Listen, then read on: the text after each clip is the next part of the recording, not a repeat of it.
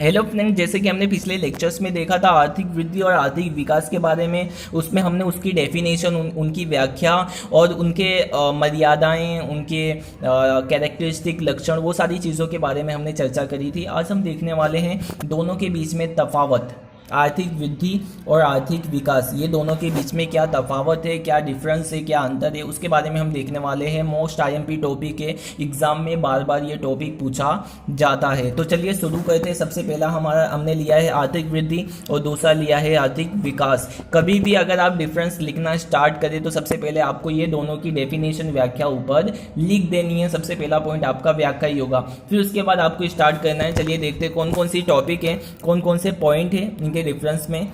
सबसे पहला है आर्थिक वृद्धि में देखते हैं हम। आर्थिक वृद्धि क्या है? एक घटना है। घटना मतलब एक इवेंट है जो पहले से ही घट चुकी है, मतलब ये पहले ही विकास कर चुका है, इसके लिए ये क्या कर रहा है? अब आर्थिक वृद्धि करता है। कौन करता है? विकसित देश करते हैं, वो हमने देखा था। और आर्थिक विकास क्या है? आर्थिक विकास एक प्रक्रिया है, मतलब ये चलती रहती है प्रक्रिया। कब तक चलती रहेगी? तब तक चलती रहेगी जब तक ये विकास पूरी नहीं कर लेती। फिर उसके बाद सेकेंड पॉइंट है आर्थिक विकास क्या दर्शाता है? परिमाणात्मक परिवर्तन दर्शाता है। और आर्थिक वृद्धि परिमाणात्मक परिवर्तन दर्शाती है और आर्थिक विकास क्या दर्शाता है? परिमाणात्मक और गुणात्मक दोनों परिवर्तन दर्शाता है। हमने पहले ही बात की थी इसके बारे में। फिर उसके बाद नेक्स्ट पॉइंट है हमारा विकसित देश, यानी आर्थिक वृद्धि किसके साथ संलग्न है? विकसित देशों के साथ संलग्न है। और आर्थिक विकास किसके साथ संलग्न है? विकासशील देशों के साथ। मतलब आर्थिक वृद्धि कौन करेगा? वो सिर्फ विकसित देश कर सकते हैं।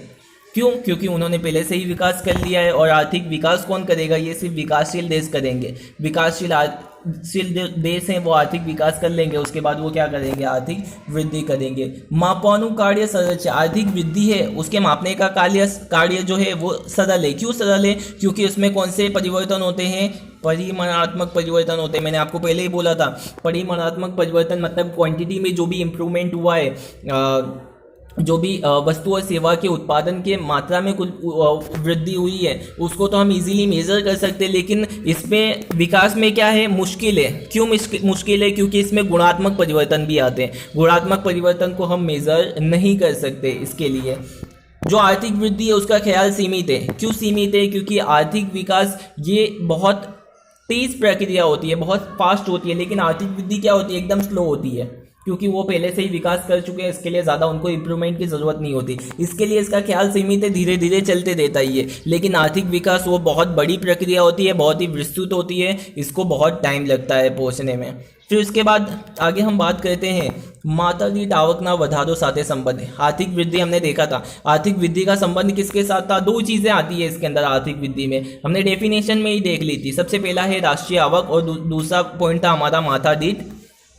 आवक। तो दोनों ही इसके किसके साथ संबंध है? मात्रा दीठ आवक के साथ संबंध है।